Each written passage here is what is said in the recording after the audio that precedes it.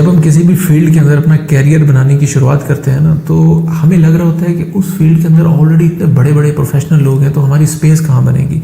तो हमारा तो अभी शुरुआत है, बहुत छोटे लेवल पे जो है वो हमें चीज़ें आ रही हैं। तो ये इसकी एग्जांपल ऐसे ही है जैसे हम एक दरख्त को देखें और फिर एक बीज को देखें। वो दरख्त पहले एक बीज था, यानी कि स्टार्ट बहुत छोटे से होता है। स्टार्ट को देख के हमें लग रहा होता है, डीमोटिवेट हो रहे होते हैं कि ये बहुत बड़ा दरख्त कैसे बनेगा। तो हर एक का स्टार्ट ऐसा ही होता है, छोटी चीज़ से होता है। तो हम कंफ्यूज हो जाते हैं कि जो ऑलरेडी मार्केट में इतने हैं, क्या हम भी कभी उस लेवल पे पहुंचेंगे कि नहीं। ये सबको होता है, मेरे साथ भी हुआ था, ऐसे ही लगता था हमें।